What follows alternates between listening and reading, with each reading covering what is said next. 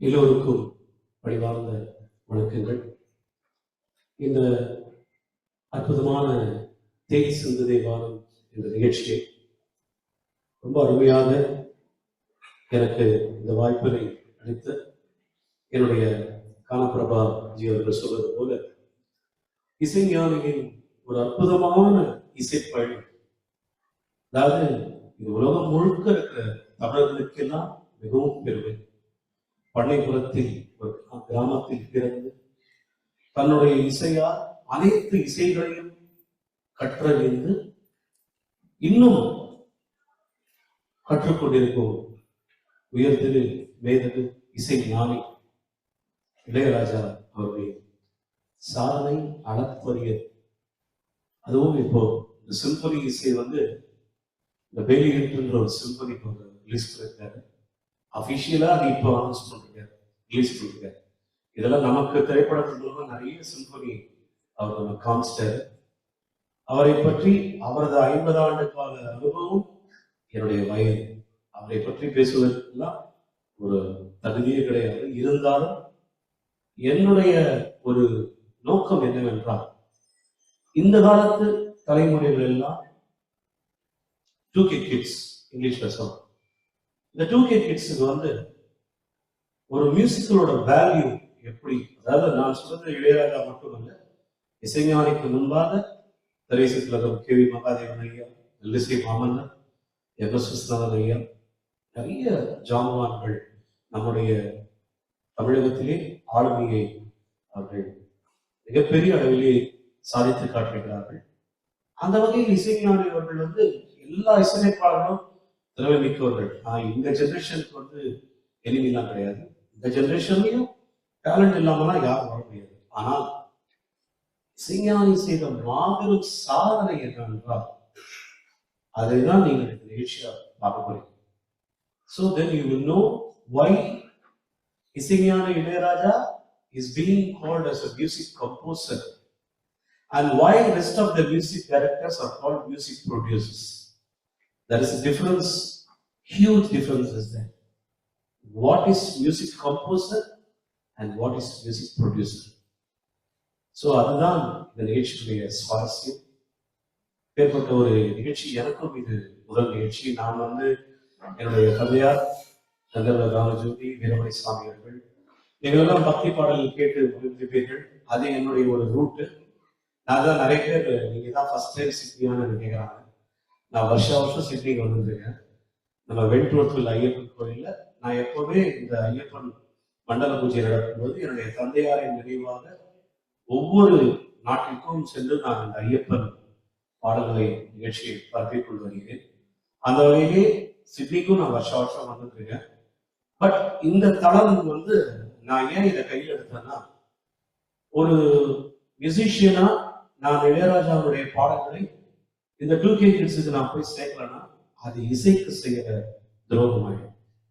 Purely injustice for the music that what இசைஞானி has done for all of us. அதாவது இசைஞானி is not just a music composer. He is an emotion in our life. You have a love, he is there for us. You have a sorrow, he is there for us. We are happy, he is there for us. We are educating, reading and all, he is there for us. நம்முடைய வாழ்வின் ஒவ்வொரு காலகட்டத்திலையும் பரிணாமத்தையும் இசைஞானி இருக்காருன்றதுல அதுதான் இந்த நிகழ்ச்சி it's going to tell you. And the genres how he handle so அசால்ட்லி, எவ்வளோ அழகா அந்த பாடல்கள் நமக்கு அவர் கொடுத்துருக்காருன்றதுதான் இந்த நிகழ்ச்சியோடைய ஒரு சாராம்சமே. இந்த நிகழ்ச்சியை கிட்டத்தட்ட நாங்கள் 1 வருஷமா பிளான் பண்ணி நம்முடைய தமிழ் செல்வத்தை சேர்ந்த நம்ம போஸ் அப்டேகம் சாரும் முத்துசாமி கண்ணன் சாரும் தொலைபேசி மூலமா அவ்வளோதும் ஏற்பாடு பண்ணி லாஸ்ட் டேவே நடக்க வேண்டியது. Because of communal elections it's postpone அப்படின்னு கடைசியில் அது இன்னைக்கு தான் இங்கே நடக்கணும் அப்படின்னு இருக்கு. ஸோ இங்கே வந்திருக்க உங்கள் அனைவரையும் என்னுடைய தந்தையார் நந்தர்வ ராமஜோதி கலைமாமணி அந்த வீரமணி சார்பாகவும், அதாவது எங்கள் அப்பாவை தான் உங்களுக்கு தெரியும், பட் அதுக்கு முன்னாடியே ஒரு லெகசி இருக்கு. என்னுடைய கொழு தாத்தா யாருன்னா கவிக்குஞ்சர பாரதி கோட்டீஸ்வரையா. கர்நாடக சங்கீதம் பயிலும் அனைவருக்கும் தெரிந்திருக்கும் பெரிய வாக்கியக்காரர். கந்த கானாமிருதம் இதை நான் ஏன் இங்க சொல்றேன்னா, இங்கதான் அதை சொல்லணும். ஆஸ்திரேலிய தமிழ் சங்கத்தில் இதை சொல்வதில் நான் மிகவும் பெருமை கொள்கிறேன். முருகன், தமிழ் கடவுள் முருகன் பெயரிலே முதல் முறையாக 72 மேளகர்த்தா ராகங்களில் இசையமைத்து பாடலை எழுதியவர் என்னுடைய கொழுத்தாத்தா கோட்டீஸ்வரர்.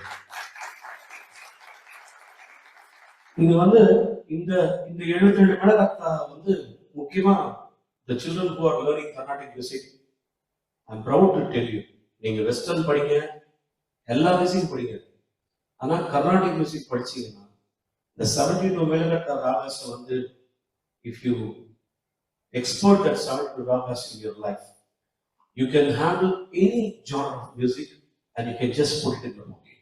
அதுதான் இந்த 72 ராகாஸோட, that's why they call as a parental ragas of Carnatic music. இந்த 72 கூட எல்லா பாட்டுமே, எந்த பாட்டாலும் சரி, இது இல்லாம வெளியே நீங்க போகவே முடியாது. அதுதான் நம்ம அப்புறம் லேட்டரான அமலுகராகும், ஜனகராகும், ஜென்னிராகம் இதெல்லாம் வந்தது. ஸோ இந்த 72 இளையராஜா பண்ண ஒரு எக்ஸ்பெரிமெண்ட்ஸ்லாம் அதுல ஒரு பாட்டு இதுல இருக்கு, அவங்க பாட போறாங்க, எக்ஸ்பிளைன் பண்றோம் பாருங்க. ஸோ என்னுடைய தாத்தாவிலிருந்து அந்த லெகசி கண்டினியூ ஆகி மேபி அதனுடைய டிஎன்ஏ லிட்டில் பிட் எனக்கு இருக்குன்னு நினைக்கிறேன். அதனால தான் நான் பிஎஸ்சி கெமிஸ்ட்ரி படிச்சு, post graduate diploma in applied chemistry படிச்சு, வேண்டாக்ஸில் வேலை பார்த்து, அப்புறம் ஒரு நாள் சவுத் ஆப்பிரிக்கா தான் என்னுடைய ஃபாதர் லேண்ட். ஏன்னா நான் அந்த ஊர் பொண்ணு தான் கல்யாணம் பண்ணேன். அங்கே போகும்போது லவ் ஆகி மேரேஜ் பண்ணோம். சவுத் ஆப்பிரிக்கானா உடனே நீங்கள் அப்படி நினைக்காம இந்திய வம்சாவளி பொண்ணு தான். அவளும் ஒரு டான்ஸர், ஆக்சுவலாக பரதநாட்டியம் டான்ஸர். ஸோ அப்போ நான் என் ஓனர் கேட்டால், இன்னைக்கு நான் அவனை டேக் பண்ணுறேன், லீவ் கேட்டேன், 3 வாரம் லீவ் கேட்டேன். இந்த மாதிரி ப்ரோக்ராம் வந்திருக்கு சவுத் ஆப்பிரிக்கா. ஏன்னா எங்கள் அப்பா பண்ண வேண்டிய டூர் அது, எங்கள் அப்பா இறந்தாரு. ப்ளஸ் ஸ்பான்சர் இப்படி பணம் அட்வான்ஸ் கொடுத்தாரு. நாங்கள் சொன்னோம், நான் படிக்கணும் அப்படின்னு சொல்லி நாங்கள் போய் பண்ணோம். அப்போ லீவ் இருக்கும்போது என் ஓனர் சொன்னா, நீங்கள் எவ்வளோ நல்லா மியூசிக் பெரிய ஆளா அப்படின்னா, பெரிய ஆளுலாம் இல்லை, அப்போ எனக்கு 20 வயசு 21 வயசு எனக்கு. அப்போ அவன் சொன்னா, உனக்கு கான்ஃபிடண்டா மியூசிக்ல ஜெயிப்பேன் அப்படின்னா, why you are spoiling another one's bread and butter, you take this music as a profession அப்படின்னா. உடனே 10 நிமிஷத்துக்கு முன்னாடி எங்க அம்மாவுக்கு ஃபோன் அடிச்சு, எங்க அம்மா, உனக்கு எது சரிப்படுதோ அது சரி, நாளைக்கு அப்புறம் வேலையை விட்டுட்டு இதை ப்ரொஃபஷனா உன்னால எடுக்க முடியுமா, நீ யோசிச்சு போனாரு. அப்ப நான் சொன்னேன், இல்லம்மா, I can definitely being success in this field, not being success, I said I'll be very consistent in this field. Today I'm not. Then go ahead அப்படின்னாங்க. Within 15 minutes, I resigned my job. The day I resigned, I took music as a profession. Till today, I never regret why I took music as a profession in my life.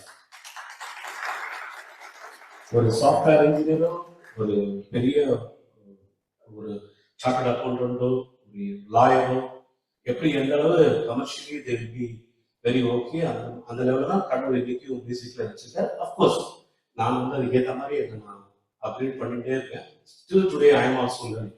இப்போ நீங்க எல்லாம் இந்த நிகழ்ச்சியை கேட்டு ரொம்ப பாராட்டு. நான் இந்த ப்ரோக்ராமோட சக்ஸஸ் அப்படியே இருக்காம ஏற்றிக்க மாட்டேன். நைட்டு போயிட்டு என்ன பண்ணுவேன், நான் ஒரு குலாம் அலி கசலையும், ஒரு மோசார்ட்டோட சிம்பனியும், ஒரு ராஜா சார் பாட்டியும் கேட்டால் என் கிராஃப் அப்படியே திருப்பி சீரோ. சி, அதெல்லாம் என்ன பண்ணிடுவோம், இவங்க பணம் 10% நம்ம பண்ணல. அப்படி எவ்ரி மியூசிஷியன் நடிச்சிருந்தா every to be growing mileage for every one. அதுதான் நான் அவங்கள்ட்ட சொல்ல விரும்புறது, ஷேர் பண்ண விரும்புறது. சில்ட்ரனுக்கு ஒரே ஒரு ரிக்வெஸ்ட், அப்பா அம்மாவோட இந்த உலகத்துல ஒரு மிகப்பெரிய சோல் யாருமே கிடையாது.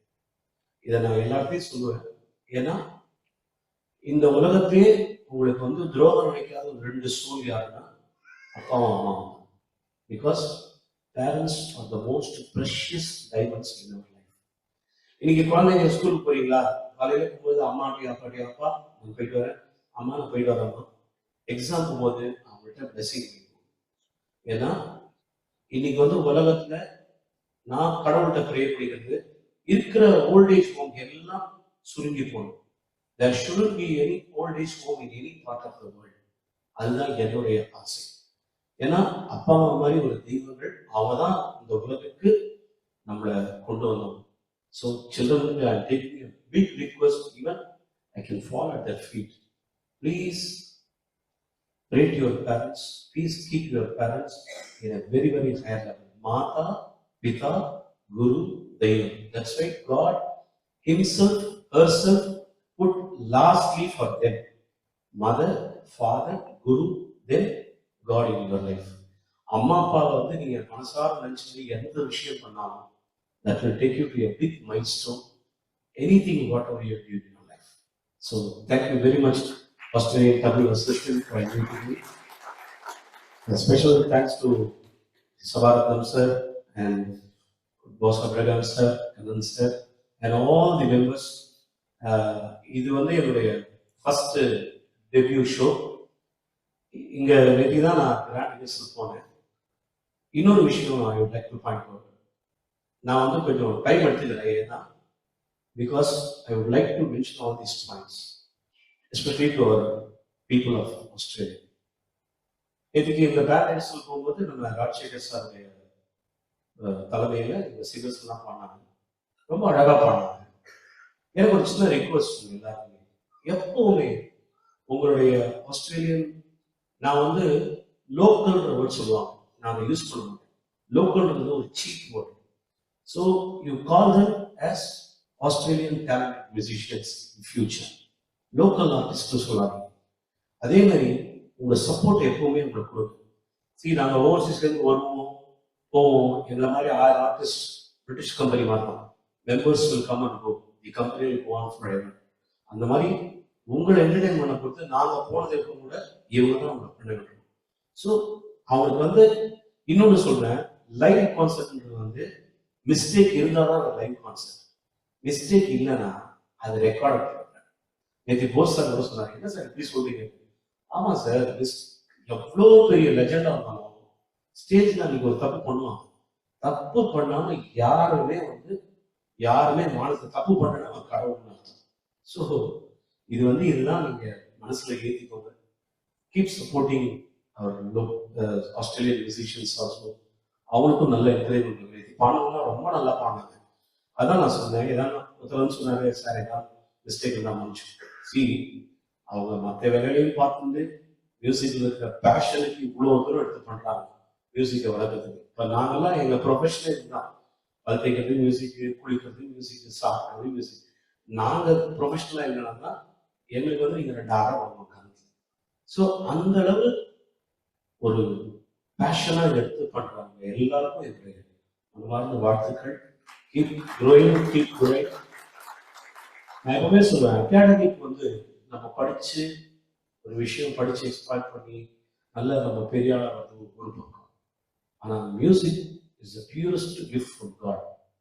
அதை இசைஞானியாக இருந்தாலும் சரி, எஸ்பிபி சார் இருந்தாலும் சரி, கண்ணனா இருந்தாலும் சரி, அதை கலைவாணி கொடுத்த ஒரு அற்புதமான ஒரு வரம் நமக்கு.